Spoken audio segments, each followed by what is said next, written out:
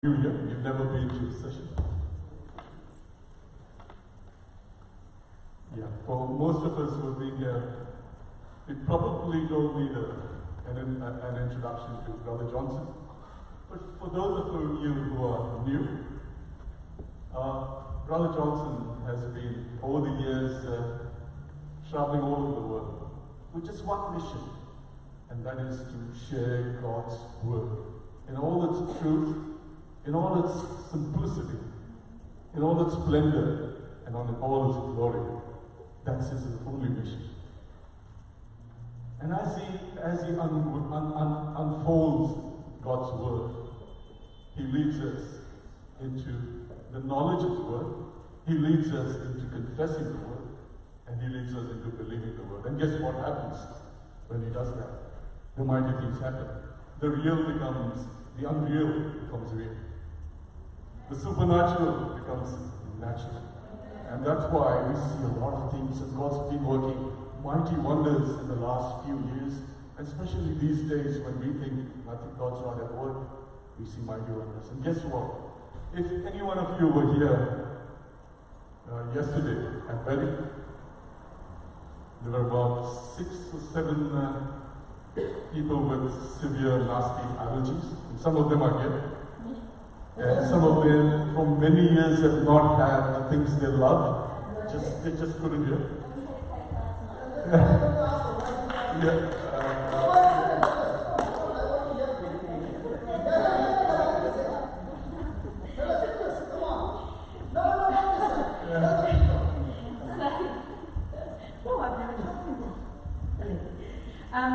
So a few of us were called up that had allergies, and I haven't been able to eat, have any dairy or gluten, and a few various other things. So we were called up, and Father, prayed, and then we tested the spirit immediately. We went out and we had a glass of milk and cake, and my daughter couldn't have any birthday cake because she has had some issues. And we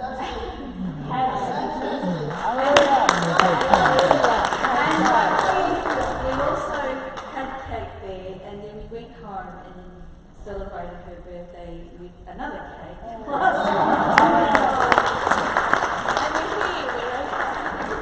Want to know, don't you?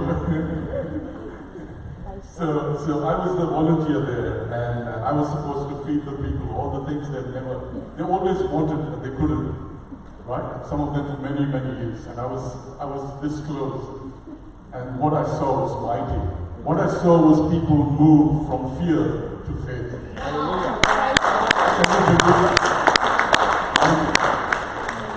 The same God's here tonight. It was delicious, yes. So I don't know about you, but guess what? I'm excited. Oh, yeah. The only thing is, my thing is, officially, tonight is our last session in Melbourne. And we've done something special for you. And we're just about to unfold. We have an exciting home meeting tomorrow in Werribee. It's going to be mighty. So if I were you, I would drop everything and be there. Okay. so with that, over to Brother Johnson. Brother, what you're speaking, I don't know. So can we give Brother Johnson a mighty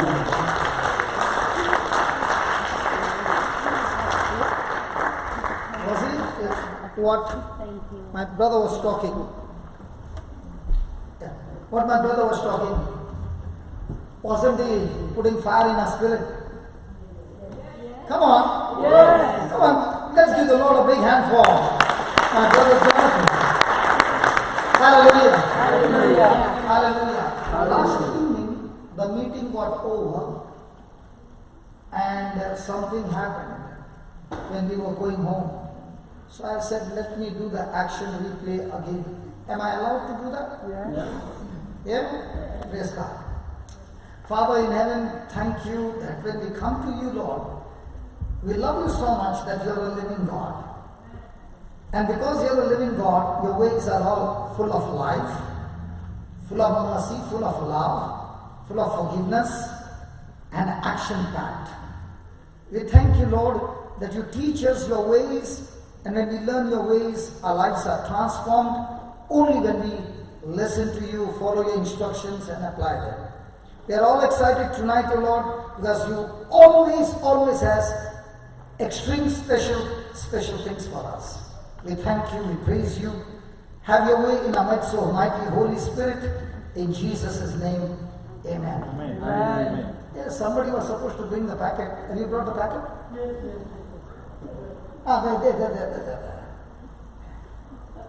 What's this packet? Not this packet. I wanted the other packet. Not this one. Okay, praise God. Are we here to learn something practical? Yes. Hello? Yes. Yeah, John, you brought something? Come quickly. We don't have time. Come on, run, John. Yeah. How many of you know this? Yes. Praise God. And I need a strong man. Yeah, strong man. The black belt champion. Can you please open the packet for me?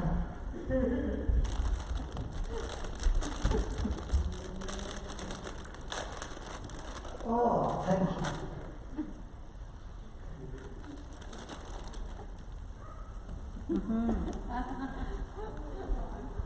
But let me first pray over you. Then only you can take.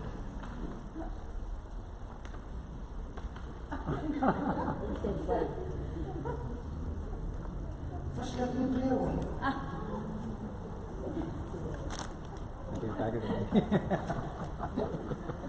First pray. Do I need to pray over you before you take this packet? No. Let's try.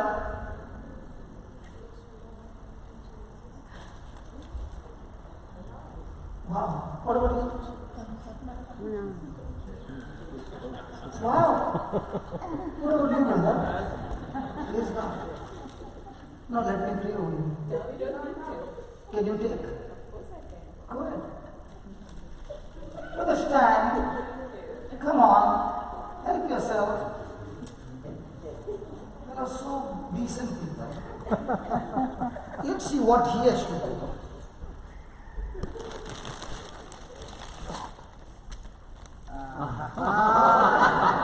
No problem. Don't get annoyed with him, please. Do I need to pray over you? I should.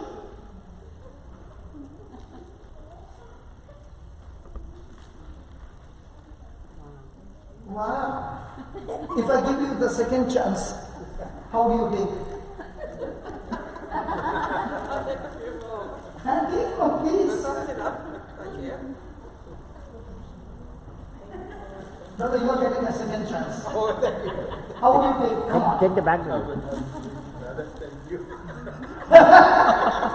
How would the wife take? Stand, go ahead. Help yourself, brother. What is the truth? Praise God. No.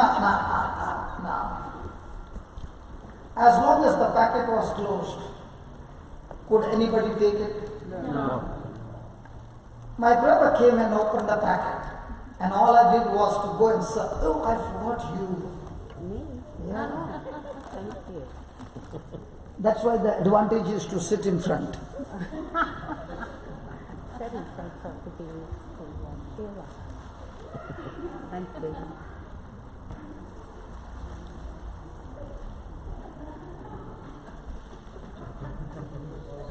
Praise God. Thank you. No. I want to try to make you understand. Please. Who opened the packet? Alright. Did I bring this packet? No. Who brought it? John. I forgot about you. Come, John. Come, Sonia. Come on. We don't have time. Now, can you all pray over John so that he takes it from the packet? First, let us finish praying. Hold on. Please pray. Can you just stretch your hand over John that is able to take? Now, if I tell you Can you please stretch your hand and pray over John so that he is able to take, what will you call him? What will you call me? Can you take?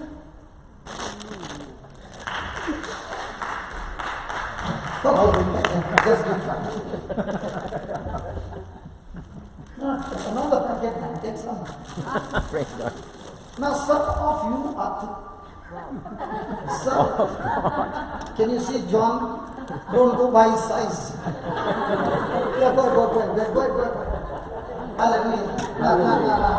You might be saying, what is he trying to say?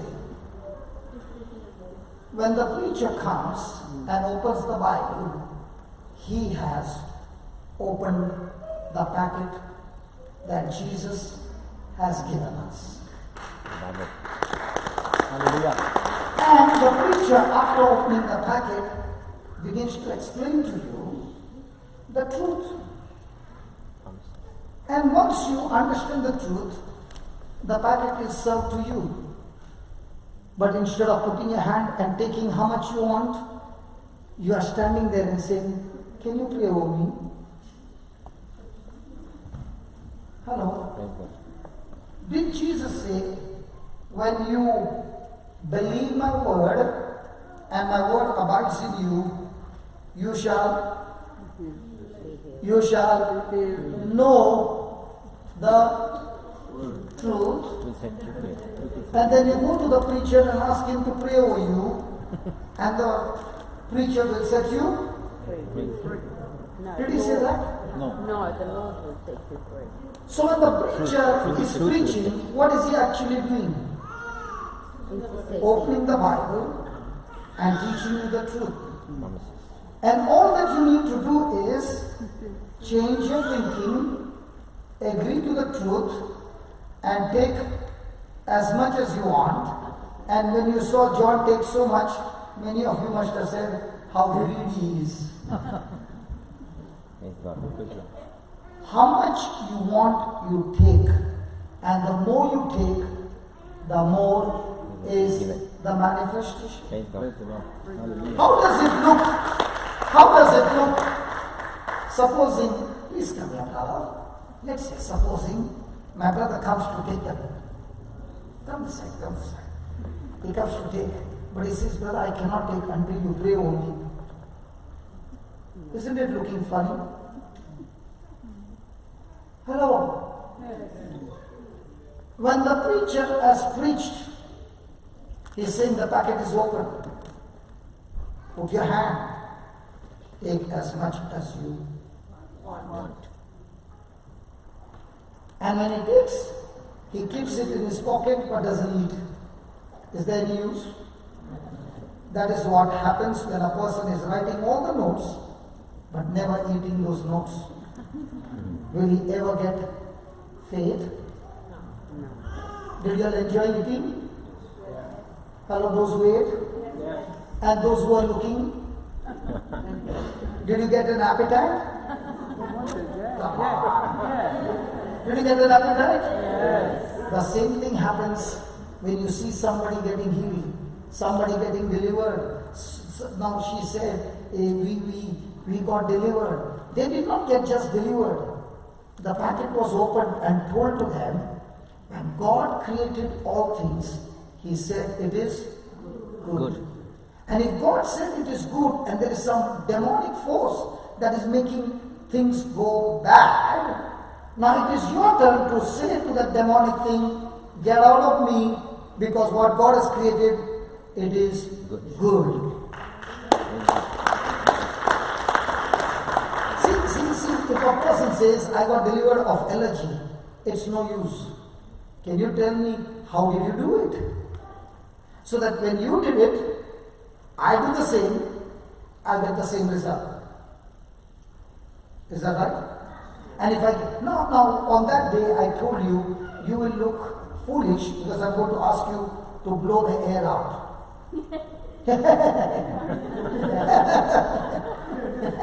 How many years you suffered?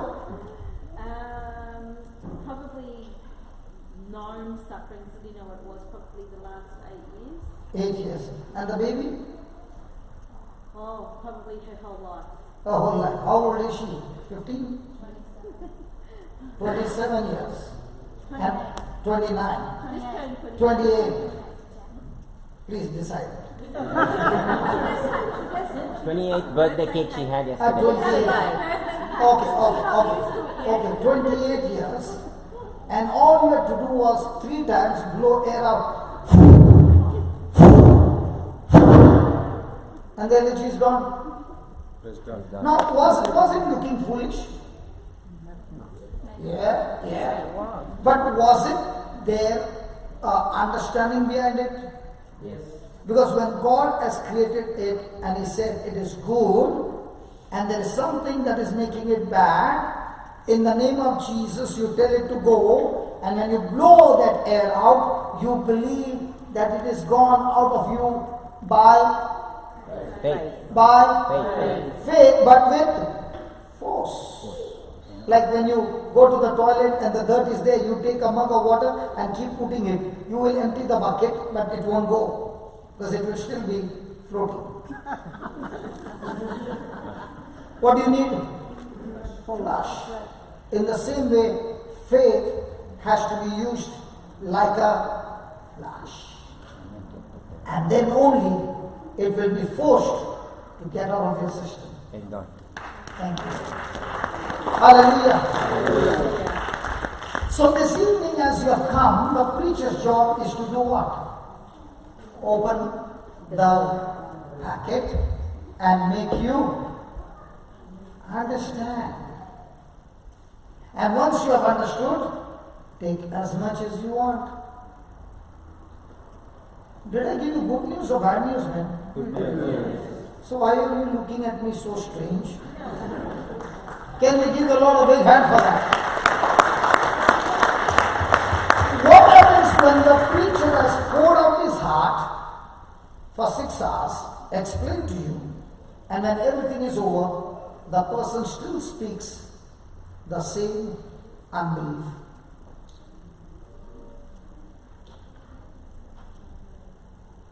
Will that person go out of this door healed? So, brother, I cannot come to you and ask for prayer.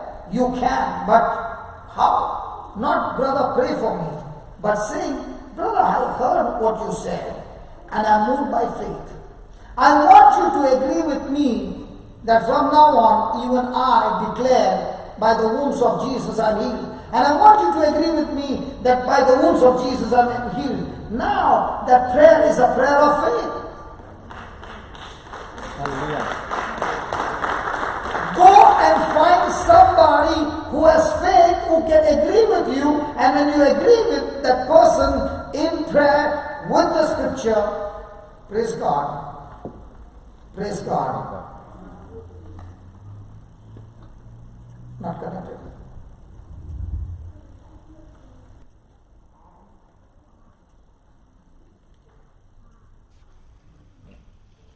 Connected? Praise God. Hallelujah. Is there any wire? No. But he's saying you are not connected. The frequency which we cannot see with our eyes,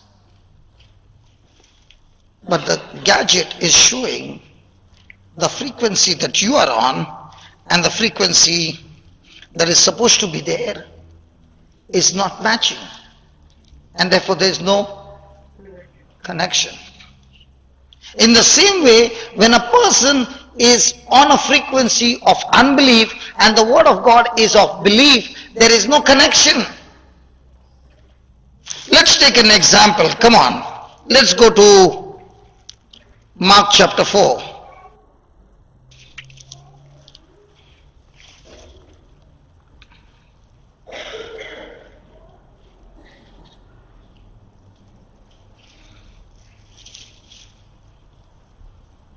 Verse number 35. Are you ready?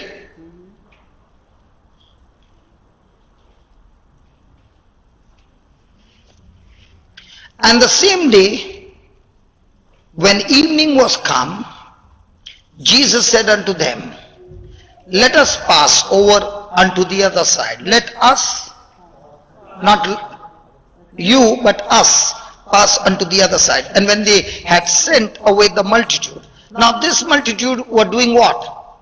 On that day Jesus was teaching how the kingdom of God operates. Seed and harvest. Seed falling in good soil, harvest is guaranteed. Seed falling without the person having understanding, the person having unforgiveness or offense, or the person being caught up with the worldly things, pleasures of this world, worry or sin, the seed produce nothing. Praise God.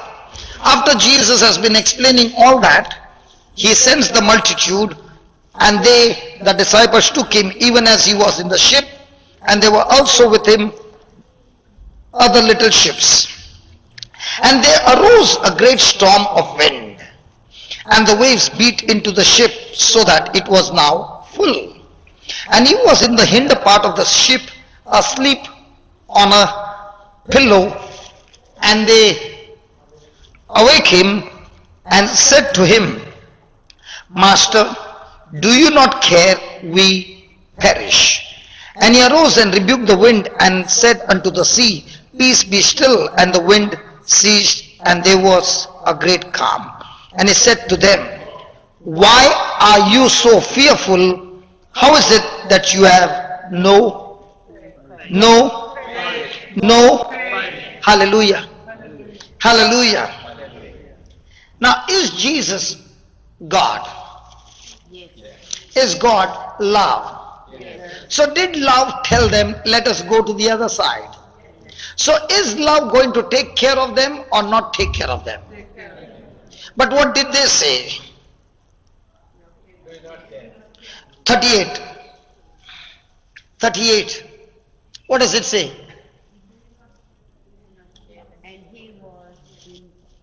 Come on, read that please.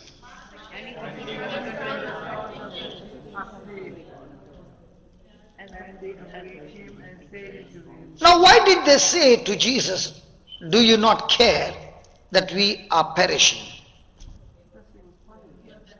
Because when they saw that the boat was being filled with water, were they full of their mind filled with unbelief?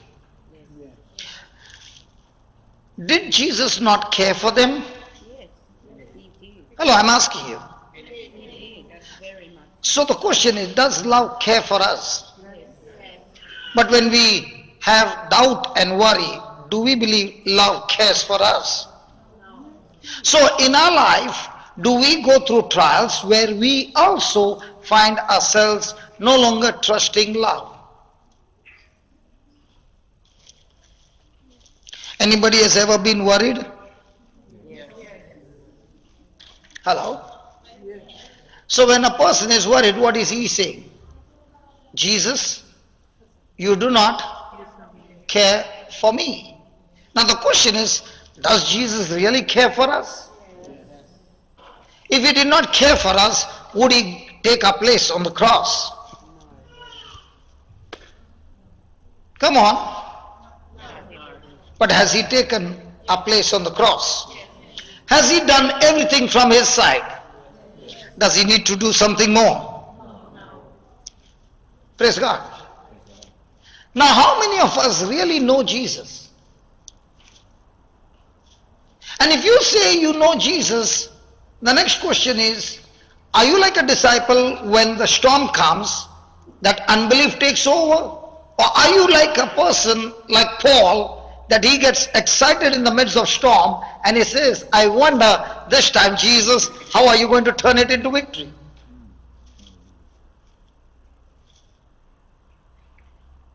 Had Paul seen Jesus in his life? No. Had the disciples been with Jesus? Did they see Jesus doing amazing miracles? But when the pressure came, did they believe his ability, capacity, his love, or did they believe that the problem was bigger than Jesus?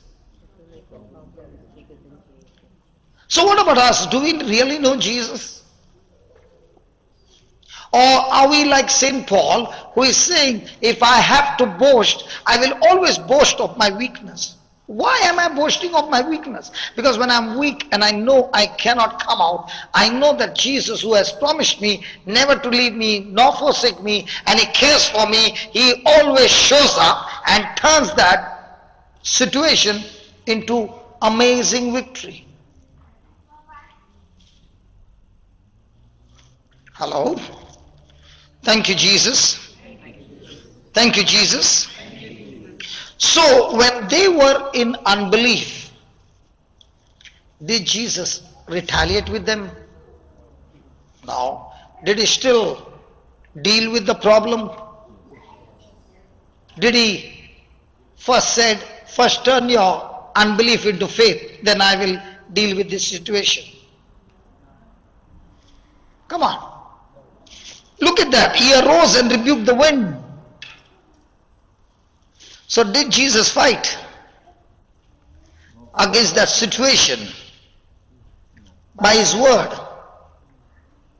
Did he rebuke the wind by his word? And did the wind cease and a great calm came? What if Jesus had to wake up and not open his mouth and keep looking at the storm? Would the storm stop? So when you are going through the storm, are you believing in Jesus? Hello, are you trusting in Jesus? Has he given us the power and authority? Come on. Has he opened the packet for us? So are you taking his authority or still sitting and praying and saying, Jesus, please do something? You know what Jesus is saying? I've done my part. You need to do your part.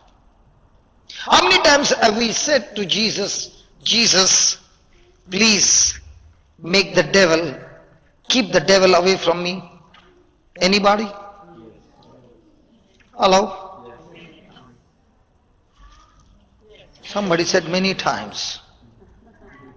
Hallelujah. So let us ask Jesus, Lord Jesus, please keep the devil away from me. And let's see what Jesus has to answer. Hello? Hello? So let's go to James chapter 4 and verse number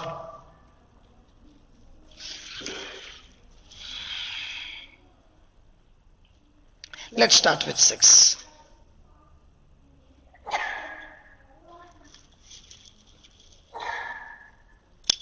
Shall we read it? He gives. He gives. Now, is love giving you more grace? Hello, does love give you more grace? What is grace? Hello, does love give you more grace? So what is grace? You are saying God gives me more grace, and I said, what is grace? I don't know, but he gives me more. Even though I am not qualified?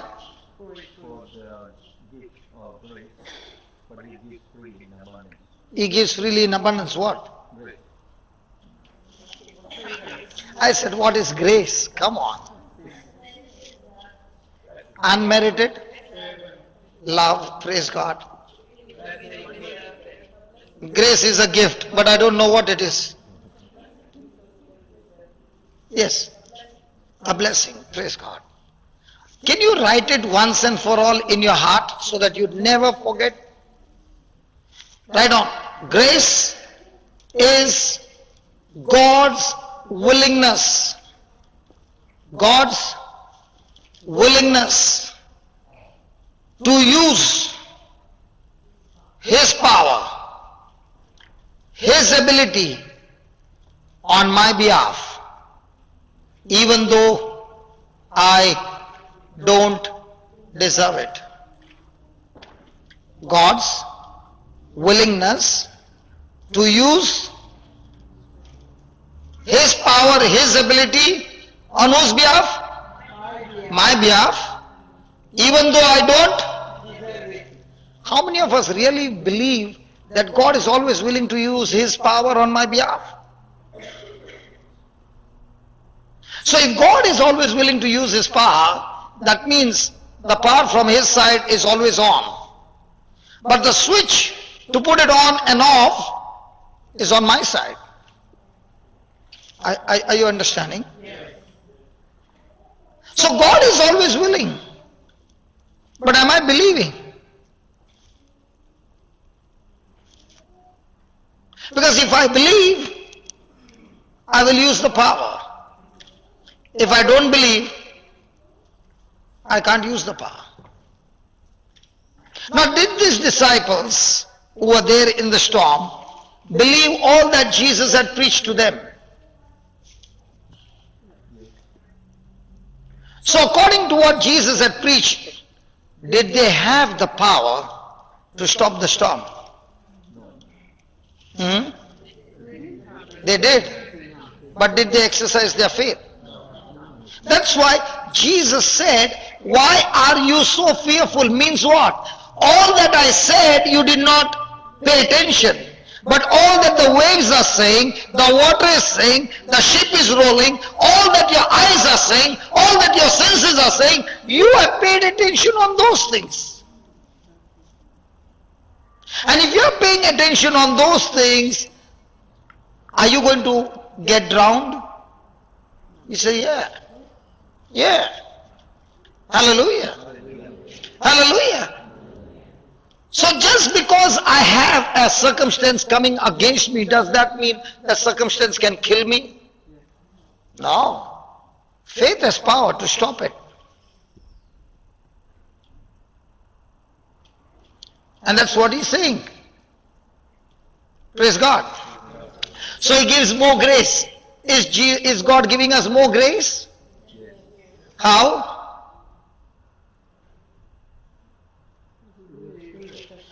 Do you all get irritated by my questioning? Hello, do you get irritated? Even if you get irritated, I will not stop. The reason I will not stop is because the devil is going to question you anyway. So before the devil can question you, let me only question you.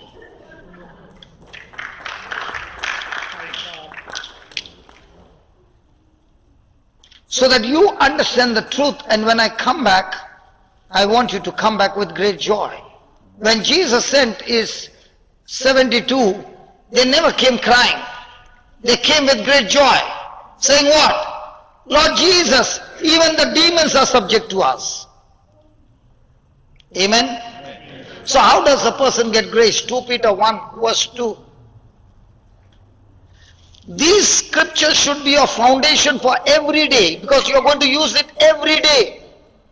There's not a single day that you can't, these scriptures will not be used. Read it. What does it say? Grace and peace be how? So what am I giving you now? So when I'm giving you the knowledge of God, what's multiplying? Grace is multiplying.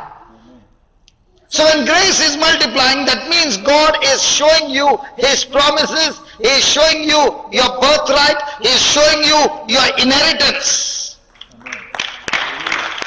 I don't understand if somebody takes your 1 feet of your property or takes something from you by force, you will say, I'll see you in the court. But the devil has been taking your family, your health, your everything, and you're saying, take it. Come on, you have the grace to take it back from him by force. Hallelujah. Hallelujah. Hallelujah. And that's what God is saying.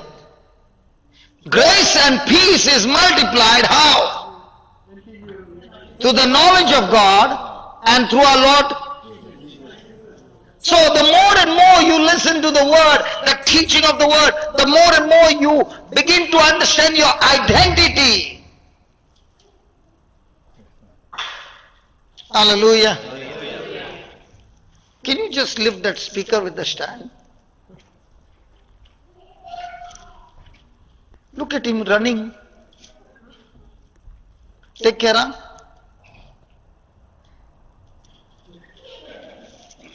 John, can you lift it? How come he can lift it? In the same way, I'm not talking about body muscles, I'm talking about faith muscles. Your body might be so fragile that somebody sneezes, you might fall. But your faith might be a faith to kill the giant like Goliath. When people saw David, he was too small for Goliath, but his faith was bigger than the Goliath. And where did he get that faith from? He got that faith from his relationship with God, that he could kill the lion, he could kill the bear, and he's saying, if my God helped me here, my God helped me here, my God is surely helping me here. Come on. Is that right? So do you need to grow your spiritual muscles? And what is God saying? Your spiritual muscles or the power of God is multiplied the more and more and more and more and more and more and more you study the word. When people come and tell me, thank you brother for coming, they don't understand. Because you are coming, I get my revision done every day. So who is supposed to thank whom? Come on, I am supposed to thank you. Because when you come, I am getting more and more revision. My grace and peace is multiplying because I am studying the same thing over and over again. Hallelujah. Thank you, Jesus. Now put that again, baby. James chapter 4, verse 6. He gives more grace. How do you get more grace? By studying the promises of God and believing them. Therefore he says, God, come on, read it. God,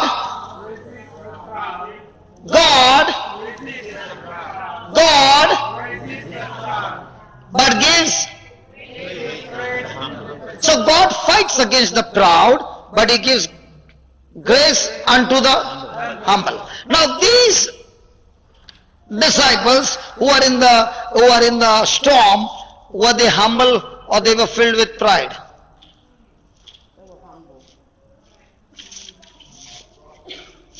They were humble or they were filled with pride?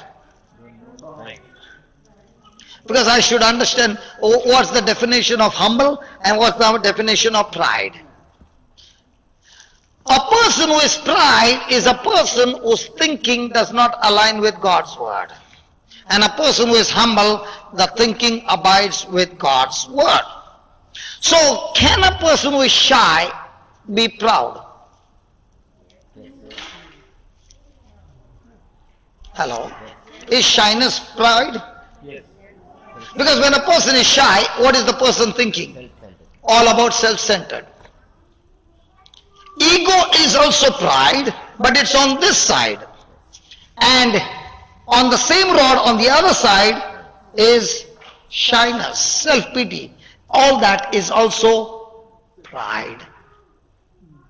And the Bible says, now God is not going to be with you, but God is going to fight against that pride in you, because if he doesn't fight against that pride in you, that pride can take you to hell.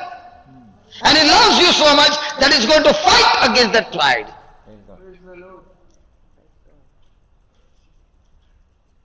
So most of the time, are we humble or full of pride? So when you are in pride, do you have grace? Have you switched off grace? And in that pride, you are thinking with your own understanding, and it's all about me, self-centeredness. Now, have you given Satan the power and authority to destroy you? Yes. And that's why he says, he fights the pride, but gives grace to the humble. Who is the humble? A humble person is a person, he always aligns his thinking with God's word. Let the weak say. So when a person is saying, I'm weak, is he humble? Bible says, let the weak say. And he's saying, I'm weak. Now, is he speaking according to word, or is he speaking according to his own understanding? So is he aligning his word with God or going against God? Hello? Listen, you might be saying, he's so nice, he's saying, he's so humble, he's saying, I'm weak. Satan is saying, keep saying, I'm weak. I'll show you how weak I will do, and I'll use you only to bash up your whole family. Is the Bible saying, the person who is a doer of the word, the house will stand every flood? So when a person is saying, I'm weak, is he a doer of the word? No. Will his house fall? Yes. The world's way of humble is lower yourself. God's way, definition of humble is think according to God's standards. Live according to God's standard. Be teachable according to God's word. Hallelujah. Hallelujah. Hallelujah. Hallelujah. Thank you, Jesus. Submit yourself. Come on, read that 7th one. Submit yourself therefore to your spouse. Hello. Submit yourself to. What is the meaning of the word submit? Give yourself. Have you ever heard submission? Oh, have you ever heard submission? What is submission? See, whatever you are thinking, whatever you are desiring is your mission. You want to do it. That's your will. But when you read God's word, and God's word says love your enemies. Okay? But your will is, that person has hurt me so much, I want to teach him a good lesson. I want to show him who I am. So, is that person humble? Is he wanting to do his way? Okay, let's say a person is very, very quiet, doesn't speak anything, and my brother is all the time hurting him. Now, inside, he is cursing him, but never opens his mouth. Is he humble? Is he in pride? Now, this brother is already gone by his action, but what about me? Looking at him. Possible? So am I humble? So will God fight for me or fight against me? Praise God. Hallelujah. Thank you, Jesus. Thank you, Jesus. So he says, submit yourself therefore to God. Means what? God gives grace to the humble. That means when I align my thinking to God's word, to execute what God says, He gives me His power. And once I understand that when I align my thoughts to God's word, He not only gives me the power, He sees to it that I will walk into victory. Hallelujah. So when a person is submitting to God, is the devil going to put more pressure? So are you supposed to tell God to get the devil out of your life? God is saying that's not my job. Anybody from Bombay? From Bombay. In Australia, you all have got dogs, but they have masters. In Bombay, we have dogs, but they have no masters.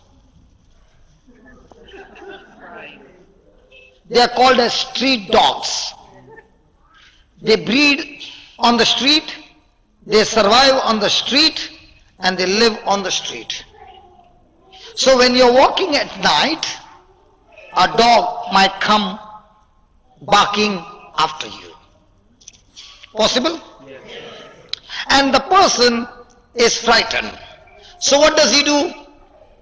He runs. What does the dog do? When he sees him running, he runs on the opposite direction. Why is he running after him? Because he knows he's a chicken, he's a coward. So he wants to give him more fear and even go to the point of biting. But this dog is coming from behind and is barking. And the person sees a stone.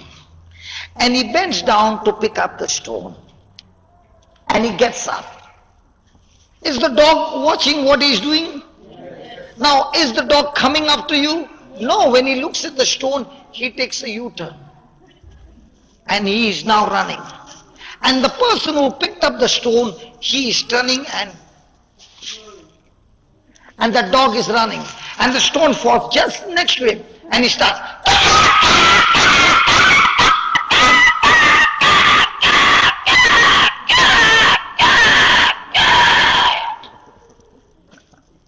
Is it right? Wasn't he barking some time back? What has the stone done? Don't mess with me. In the same way, when a person has submitted to God, submitted to His word, now that same word is a stone in his hand, and when the devil sees that stone in his hand and he opens his mouth to bark, the person fires all those scriptures in his mouth. He has no other option but to run.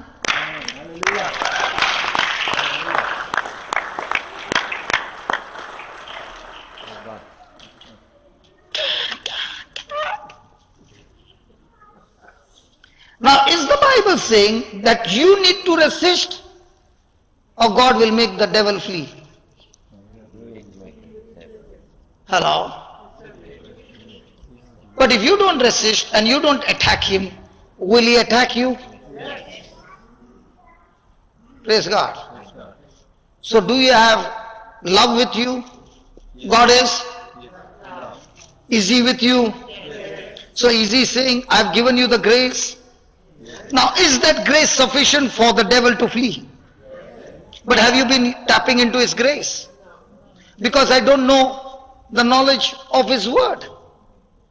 If these two, mama and daughter, had to know that they can be free through the knowledge of the word, would the baby suffer for 27 years? No. How many times she said, Lord, please do this, please do that. He said, listen, from my side, I've done it. Now it's your turn to believe it and speak it by faith. Amen. Amen. Hallelujah. Amen. Can I ask you a question, please? When Jesus saw a blind man, did he ask his father to heal, or he spoke the word and healed? When Peter and John saw the sick man, did they ask God to heal, or they spoke the word and healed? If you see all that in the Acts of the Apostle, they spoke and healed the sick. What are we doing? Hello? What are we doing? Can we talk? Hello, can we talk? When Peter and John saw the man crippled, what did they say? Father in heaven, please heal him. Or did they say, in the name of Jesus, rise up and walk? Now, when they say, Father, please heal him, are they humble? Or when they say, in the name of Jesus, rise up and walk, they are humble? Nobody wants to talk. Can we talk? Hello, can we talk? Hello, can we talk?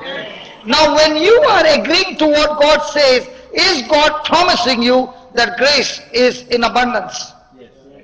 But if you are doing what God has not told you to do, and you are expecting grace to be activated, will it work? No. So do we need to undo some things and learn the right things and start doing the right things? Good, praise God. Hallelujah. Hallelujah. In your country, do you have rules and regulations? Do you drive the car like we drive in India? On the same side? Same side? You take, no? Same side, like India. Now you go to Dubai and tell, I only follow what I drive in Australia. And you take the car. Do you know what you're doing? You're driving on the opposite lane. When the location change, the rules change. Come on. In the same way, in God's kingdom, please follow the instruction of the champion. His name is Jesus. Hallelujah. Thank you, Jesus. So can you write down what we learned and then we'll go ahead, please? Jesus' disciples had trouble, and please, these are the truths. Please use them every day. Let these truths become flesh in you, and your whole life will become like a champion. Hallelujah. Jesus' disciples had trouble believing he loved them. He loved them. Mark 4:38. Mark 4:38.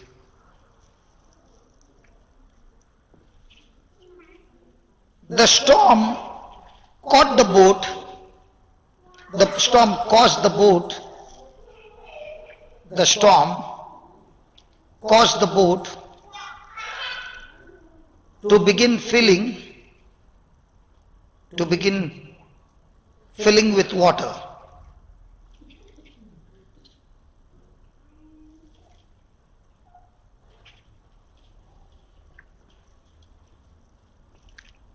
The disciples said,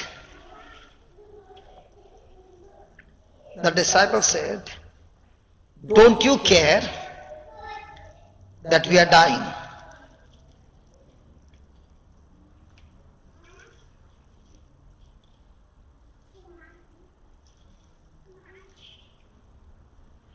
Did they not know who Jesus was?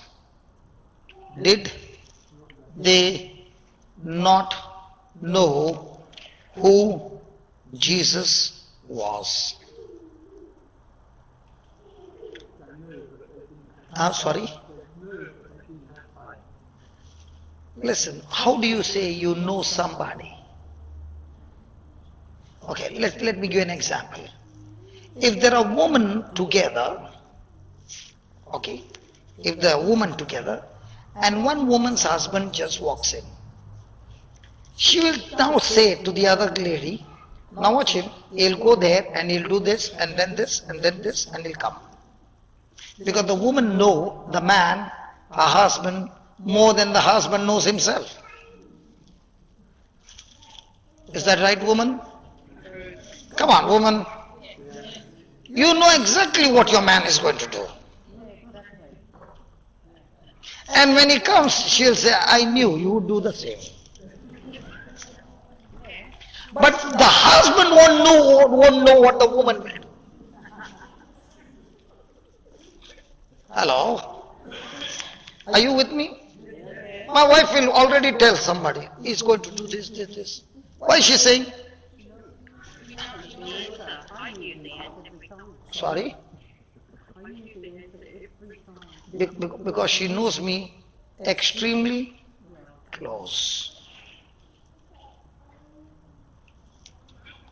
So when you know somebody, you know that person's nature and character.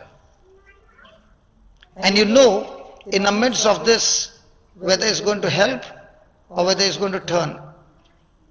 Okay, have you seen sometimes you saw a person's car flat or somebody's car they are pushing. Some of their wives know that my husband will not stop. Some of the wives know that he is surely going to stop, and she will before stopping say, please don't stop, it's getting late. Hello? No. Come on. They know their husband.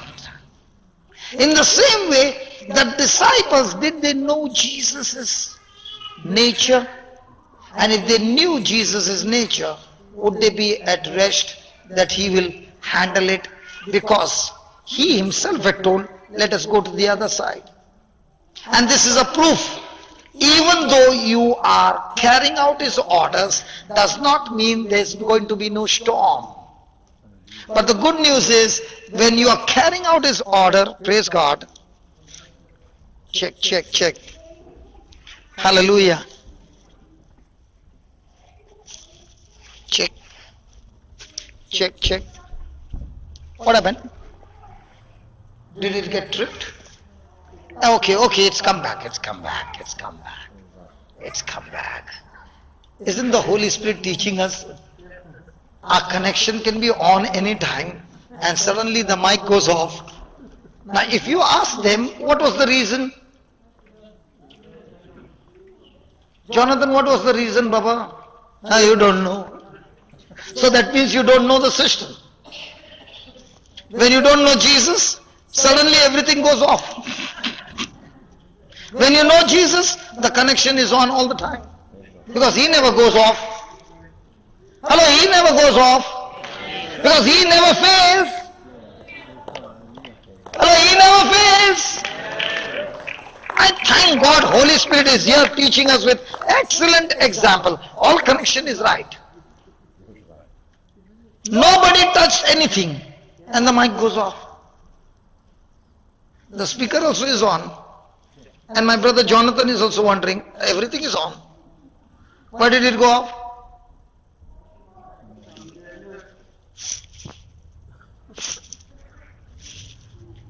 In the same way, in our lives, we also have our connections going on and off.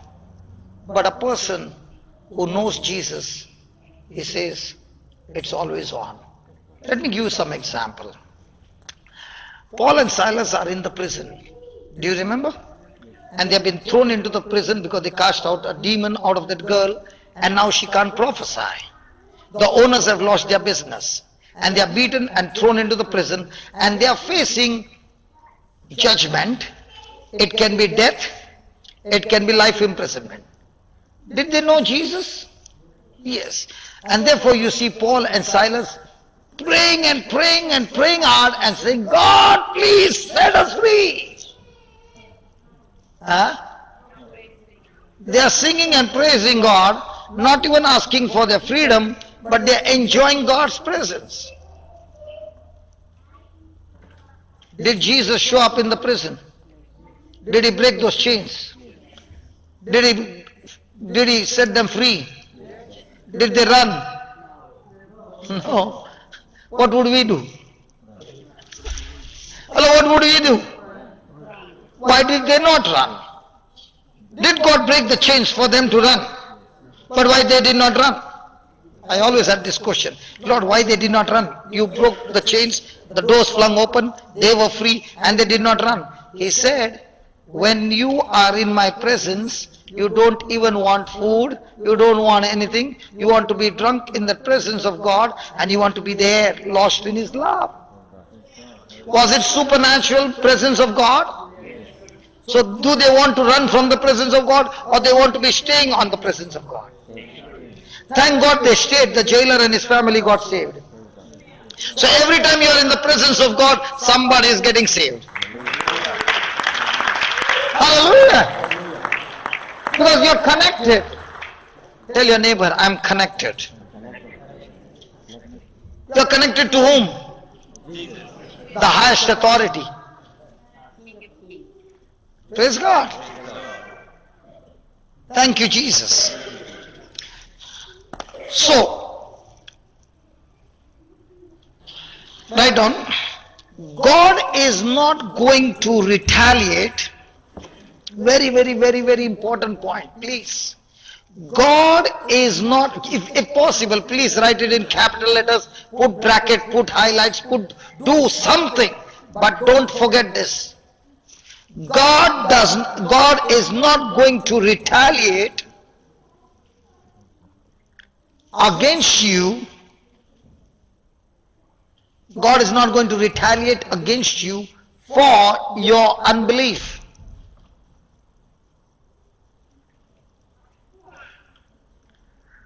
The next part, please write in 2 lines. Use 2 lines so that the alphabets, the fonts are becoming big.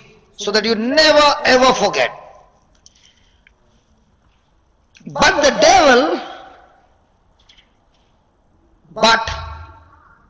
devil will hear you. The devil will hear you and use that open door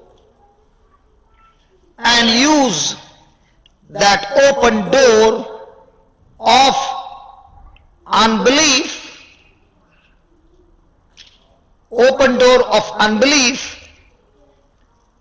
to tear up your life. To tear up your life. Hallelujah.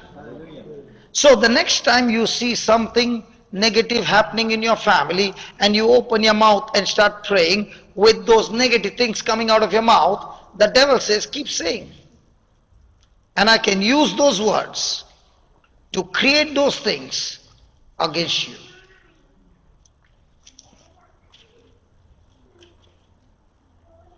But somebody will say, am I not supposed to speak what I see?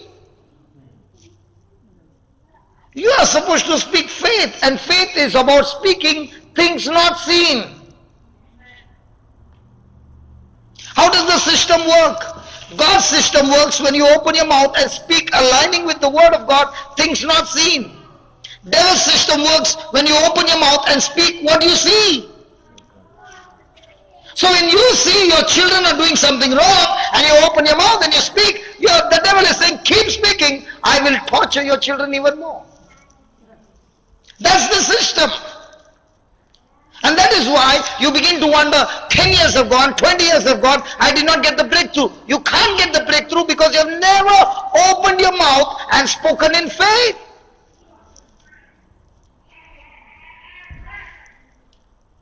Are you understanding, please? Should I go on my knees and make you explain? If you follow this system, and the next time the devil shows you the things that are happening in your family, you open your mouth and speak your faith. My children are anointed. My children are blessed. They are mighty men and women of God. They are a blessing to the nations.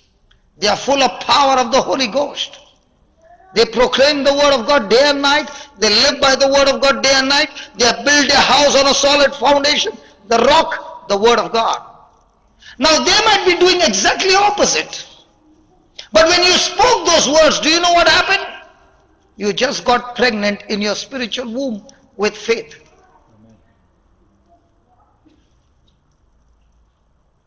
Can I show you that there is pregnancy when it comes to faith? Come on, can I show you? Yes. Now tell me, when a woman gets pregnant, can she deliver the baby the next day? No. The next month? No. And if she goes to the doctor after 5 months and says, I want my baby, cut my stomach, but I want my baby. You can get the baby, but the baby is not yet matured. You will have more trouble. But when the baby is matured, is the baby going to separate from the body by default? In the same way, when you're speaking your faith every day, thanking God over and over again, your pregnancy is getting matured, and a day comes when it brings forth manifestation.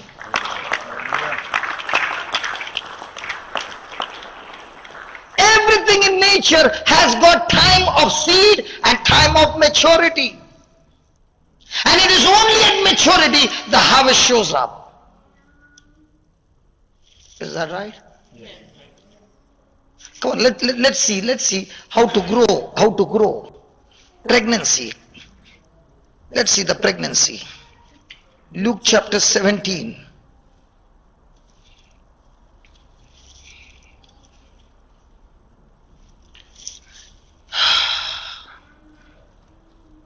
Okay, let's start with 1. Now tell me, which one is more important, the healing part or getting the right pregnancy? Come on. If I have to go and ask every mama who delivered the baby, can you tell me how you created those eyes of your baby? How did you create the heart and the lungs and the legs and the hands and all the organs? Every mama will say, I don't know. All I did was start the pregnancy.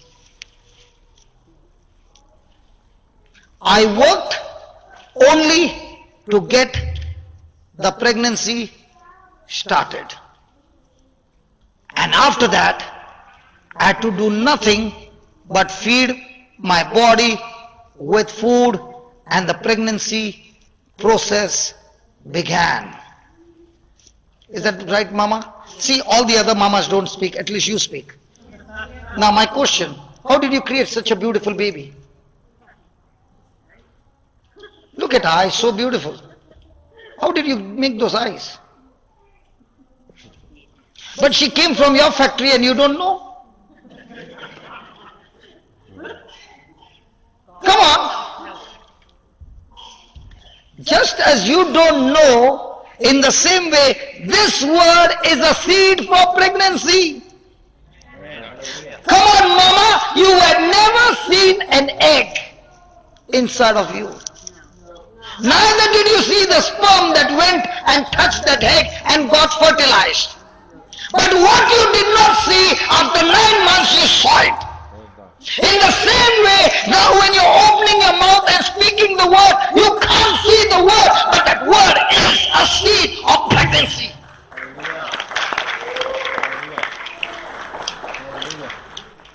So the next time somebody says, but I can't see.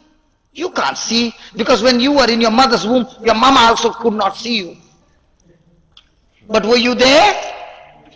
Hello, were you there in your mama's womb? Were you growing in your mama's womb?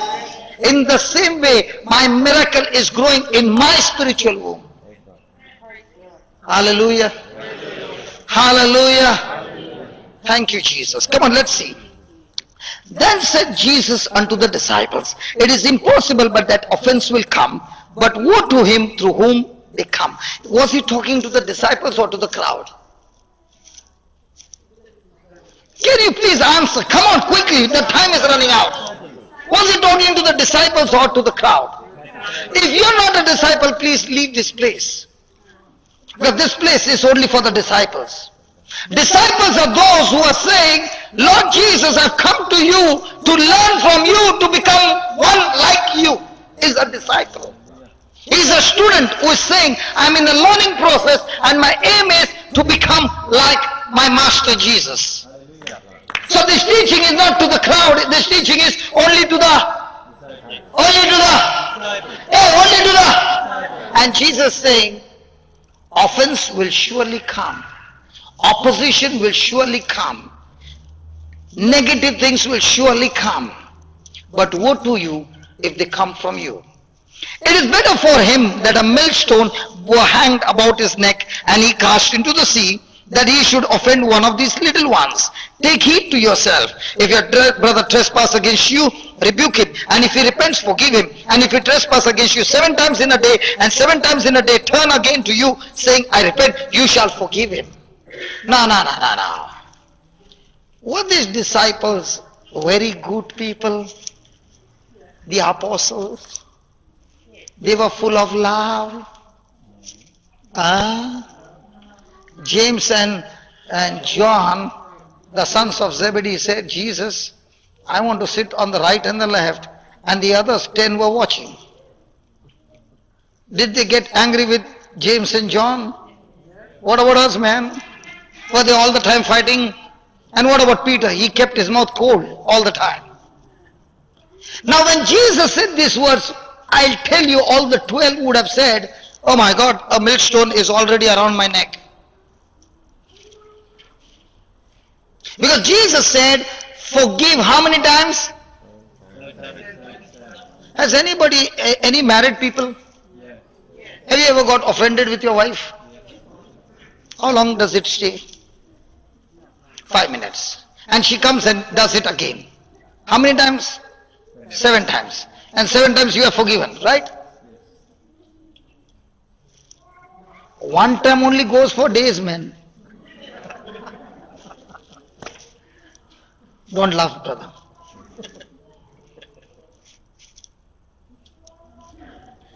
Hallelujah.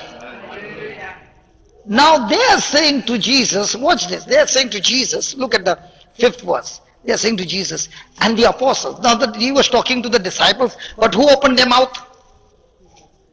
Hey, who opened the mouth? Come on, see, verse number 5. Hey, who opened the mouth? Because now they all can see what? A millstone around there. And they said unto the Lord, increase our faith. In other words, what you are asking us to do is impossible. We can never do it. So increase our faith. Now look at Jesus. He is teaching you how to grow your, how to grow your, how to grow your, hey, how to grow your, hey, how to grow your. Now look what he says. And the Lord said, if, say that if. Is there a condition? Yes. Hello, is there a condition? Yes. If you had faith as a grain of mustard seed. How big? You might. You might. You might. You might. Pray. Pray. Pray. Pray. Pray. Pray. Pray, pray, pray. Pray. Say what? Say to whom?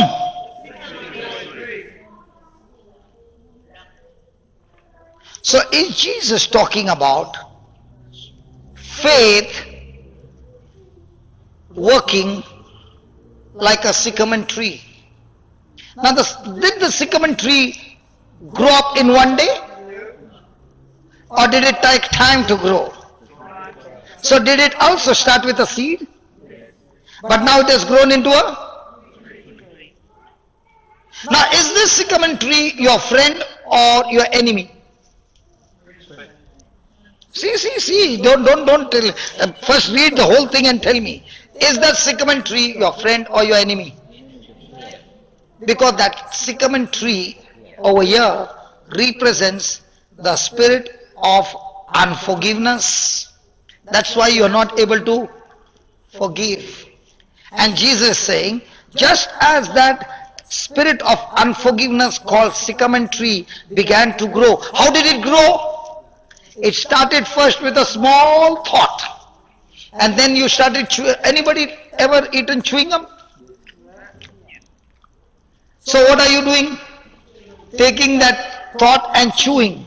The more you chew, is the tree growing? Hello, is the tree growing? So the sycamore tree has begun to grow. And what is the sycamore tree? More and more bitterness, more and more unforgiveness, more and more revengefulness. And what is Jesus saying? Just like a sycamore tree can grow, so also faith, when planted as a seed, has the ability to what? Grow. Now, how will it grow?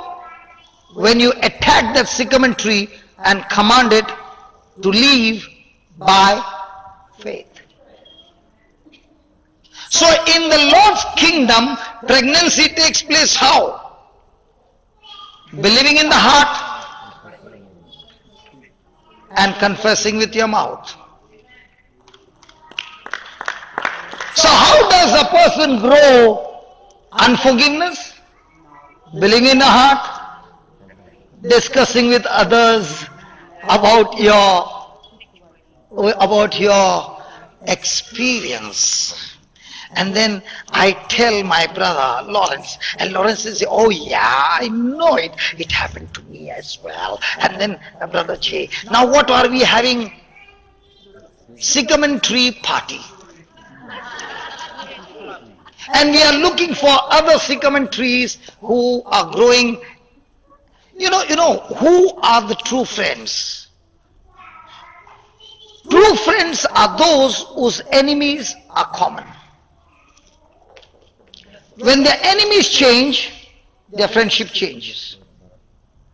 For example, I'm in the world and Lawrence is in the world, in the word. Can we be friends? Again. I'm in the world and he is in the word. Can we be friends? No. So, by preaching and preaching and preaching, He changes my enemy from from Jesus to Satan. Now, are we friends? Come on. Then one fine day, he gets bitter. Now, when he got bitter, has his enemy changed? When he's bitter, who is his friend?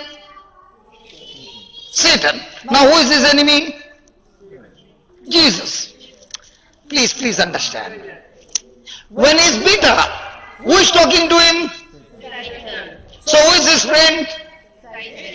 And now who is his enemy? Jesus. Who is my enemy? Still Satan. So can we be friends? No, we cannot be friends because our enemies are not common. You did not understand. You did not understand. You did not understand. Okay. Now we both are in the world. Who is the enemy? Jesus. Who is our friend? Satan. So we are carrying out all satanic business. Jay comes in, but his enemy is Satan. So he begins to preach the gospel and brings conversion in me. Right? So now who is my friend? Jesus. Who has become my enemy? Satan. Who is his friend? Satan. So can he and I be friends now? Now can I go and do those things now? Because our enemies have changed. Hello? So Jesus is saying to the disciples, even though you know me, when your enemies have changed, now you are no longer a friend of me. Because that sycamore tree is now become your friend. And that sycamore tree has to be attacked, and you cannot attack with your strength, and therefore I give you my faith, my word, and make that sycamore tree your enemy. Now everything will change in your life. Is that right? That elegy was your friend. That's why you never attacked.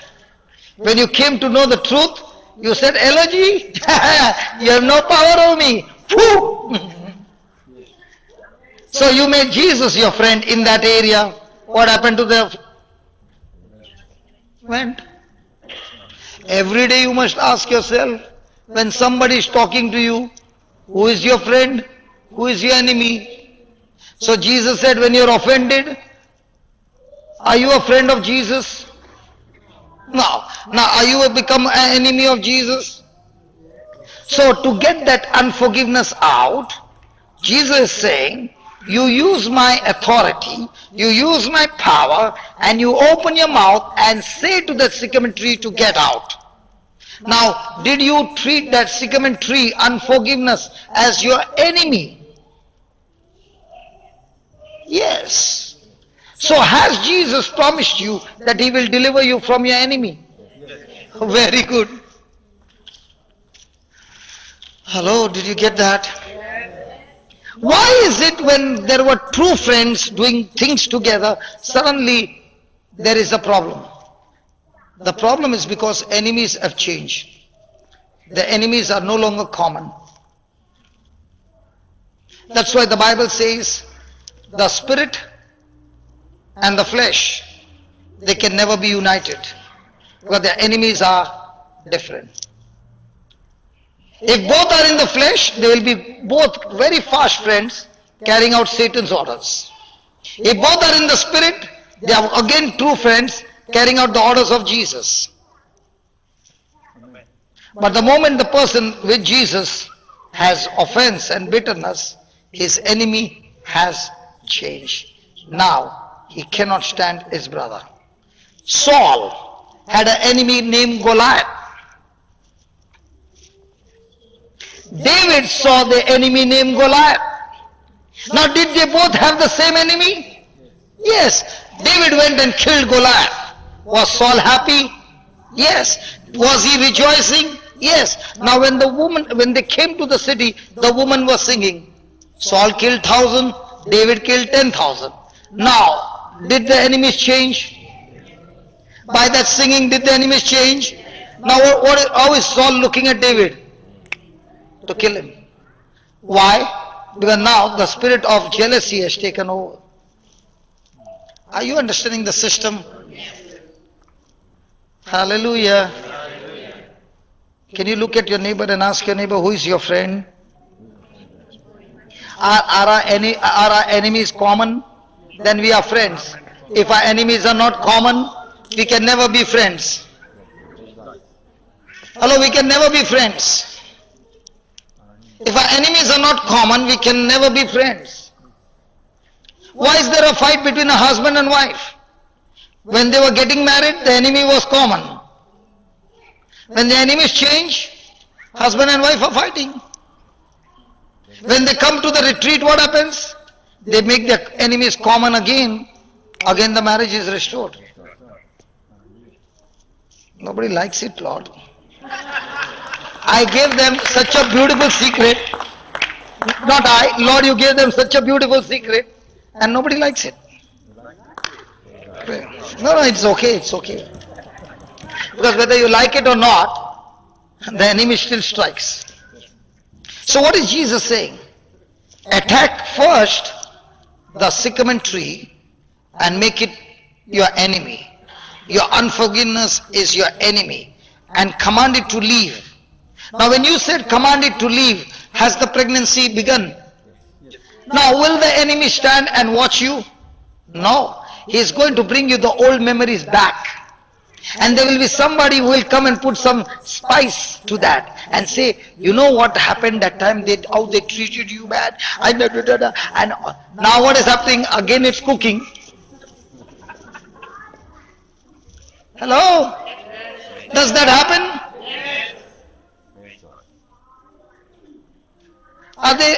Do you have friends who encourage you to be in bitterness?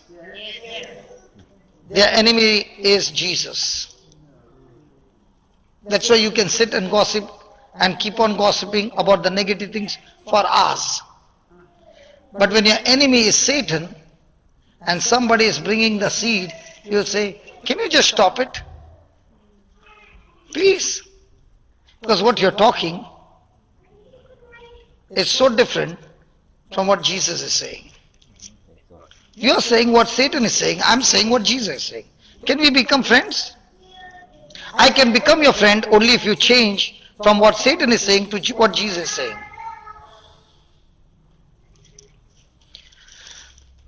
Thank you, Jesus. Praise the Lord. Hallelujah, hallelujah, hallelujah, hallelujah, hallelujah.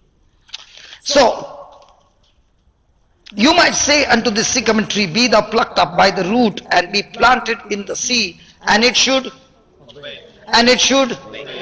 So when you speak by faith, will the spirit of unforgiveness obey you? Hello? Hello, obey you or no? So are we growing our faith by speaking and believing?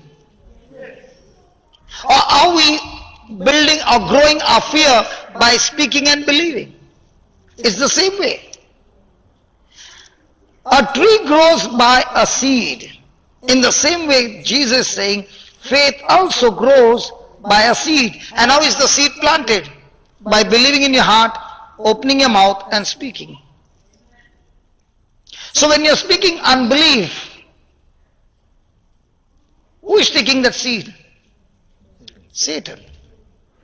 And he's saying, keep on speaking so that I've got more seeds from you, and now I've got legal right to tear you apart. Thank you, Jesus. Praise the Lord. Can you please write down? So when I speak negative, I am weak, I am poor, I am in a curse, I am in bondage, I got sickness, the doctor said this, the doctor said that. Now, are you planting the seed of faith? The woman with the issue of blood, the Bible says she kept saying, if I touch his garment, I shall be healed. Now, did she plant the seed of faith? Did she get healed at that very moment? No, she got pregnant. But when she moved into action and reached that place where she touched Jesus, the delivery was done. So there is a time between conception to deliverance. And a woman can understand that the baby, it's time for a baby because she gets labor pain. In the same way, when you're speaking your faith and the devil is going crazy against you and causing more and more trouble to you, it's the time of your labor pain, and at that time, open your mouth and continue to speak your faith. Hallelujah! Can I ask you some question, brother? Your wife? Yeah. Were you vomiting during pregnancy? Yes. Was it pleasing? Were you getting giddiness? Was your back paining? Body paining? But did you continue with your pregnancy? In the same way, when you are speaking faith, you will get giddiness because the devil will come. You will get vomiting, but don't open your mouth and say those negative things. Keep speaking your faith. That faith will take you through the pregnancy and bring forth your harvest.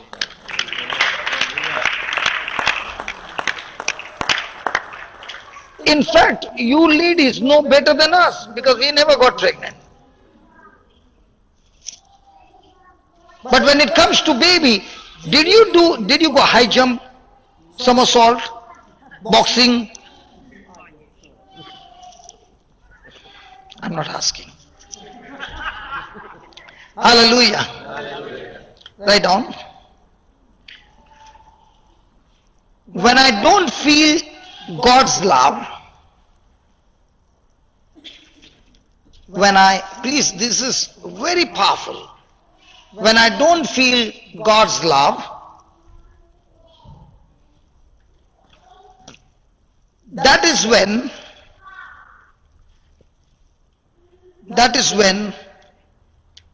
I should announce my faith.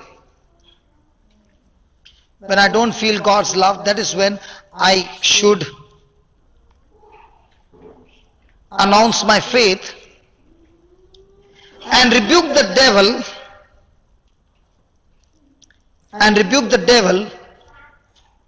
and his work against me. Please read that. When I don't feel God's love, that's when I should announce and how do you announce my faith? If I have faith, I can say, so if I have faith and I got sickness, I can say to this sickness, what? Be uprooted and be fall into the sea and from the root, and let's go that, read, Mark. Luke 17:6. If I had faith as a grain of mustard seed, then I can say to this sycamore tree, what? Be plucked up by the root. Now instead of the sycamore tree, can you change into whatever your problem? Might be alcohol, might be any addiction, or might be any bad habit. I am talking to this spirit. Be thou plucked up by the root, and be thou planted into the sea. And what is it saying then? So who is supposed to obey whom? Is sickness supposed to control you, or you are supposed to have control over the sickness? But in our life, who is controlling whom? The issue of the woman with the issue of blood. She was sick, she was still sick, but who was in control now? By her words that she spoke, she reversed the whole process. Did she activate her faith? Now what if she had to speak her faith and stay at home? She would die with that sickness. So when you speak your faith, you got to take the corresponding action. If David said, I will kill this Goliath, he has to take a corresponding action. But when he speaks his faith before getting into the battle, faith takes over and gives him a supernatural victory. So how do you fight? You fight first spiritually and your action follows physically. But you are fighting your battle by speaking your fear and moving into action and coming back beaten up because you spoke the wrong seed.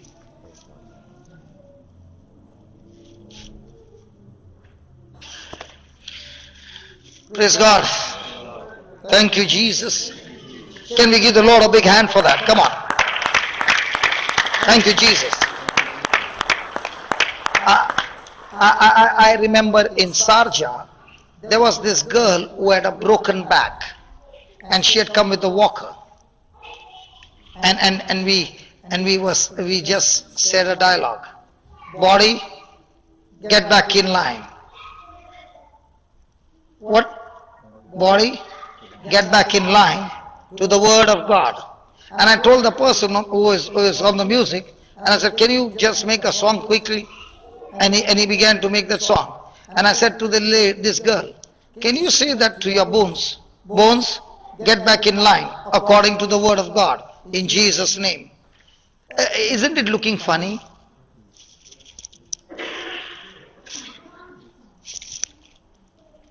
You got to go and watch that video. She has got a broken back and she's like saying these words, and the person who is there is singing these words, just one line. And I said, now start walking. And she's walking with pain. And as she's walking, I'm saying, say these lines, go on saying this line.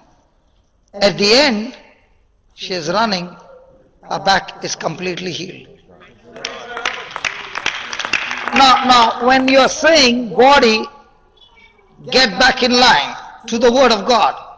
If your bones have been twisted, if your bone has got out of alignment, you can speak to the bones just like you can speak to the sycamore tree.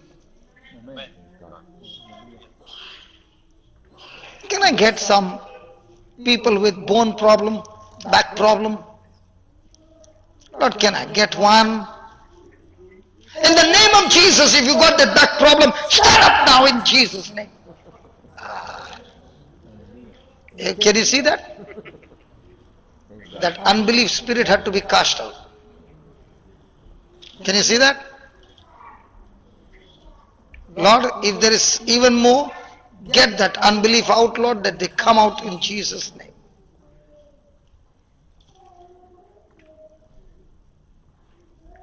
Sometimes you need to shout.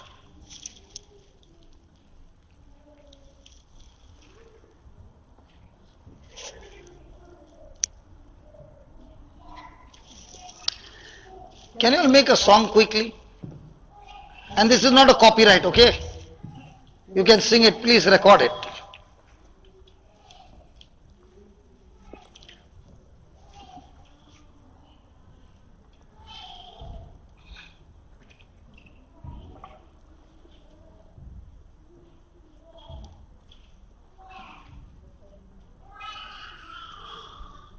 Can some of you come this side?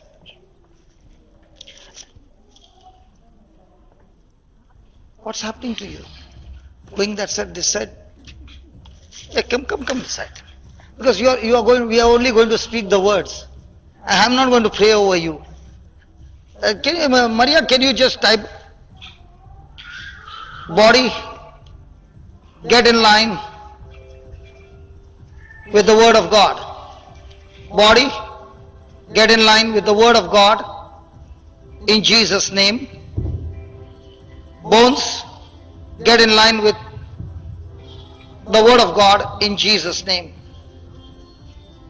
No, not that. No, I don't want you to sing that. I want to sing what I want.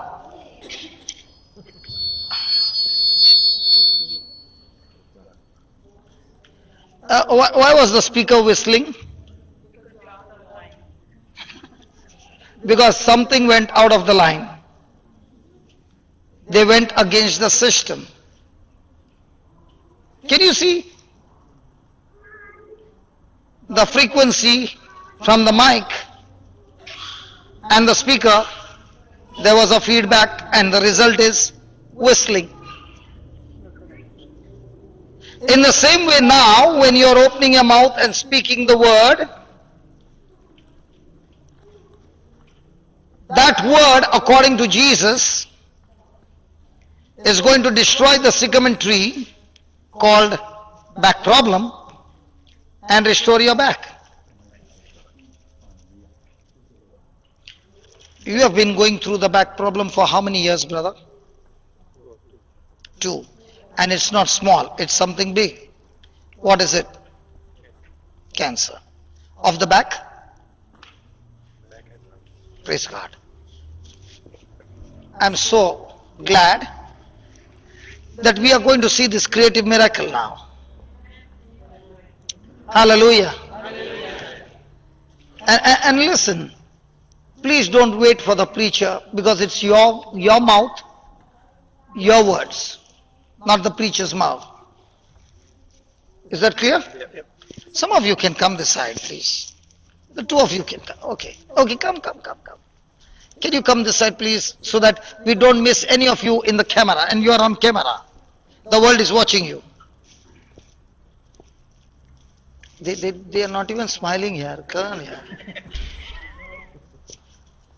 You are the only person smiling. The others are saying, first let me get healed, then I'll smile. Come on. Can you smile? Have you understood the formula? The words that you speak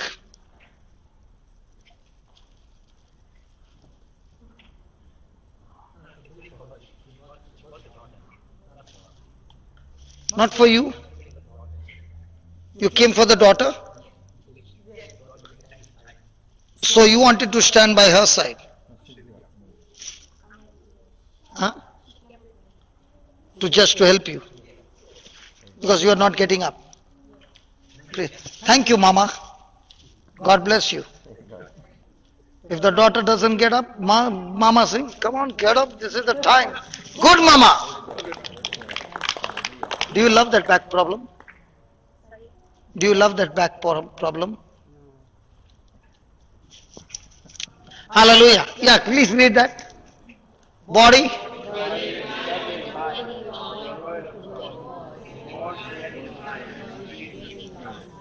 Did you get the song? Ready? Yeah. You sing it first, then we all sing.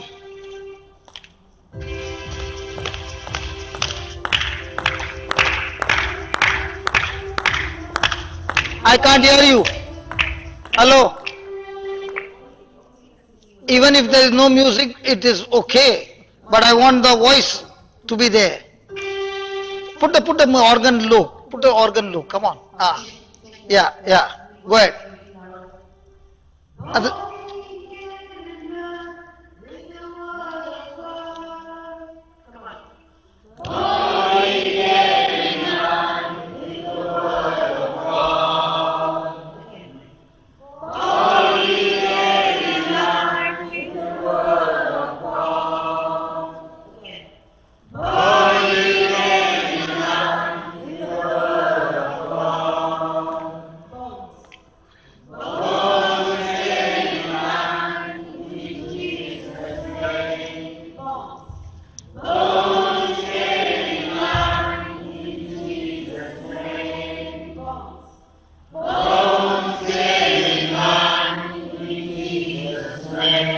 Pause. Yeah, Jonathan, I want your voices. Okay, now.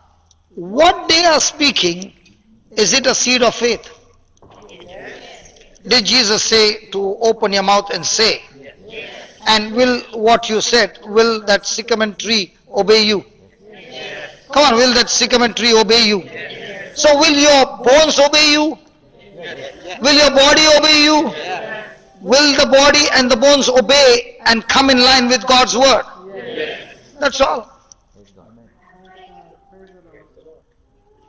And I want to tell you, by the time we finish this song, you can jump around, you can run around, there'll be no pain. And in the name of Jesus, every organ in your body, whatever the cancer has touched, the cancer is dead and the organs are recreated like pregnancy.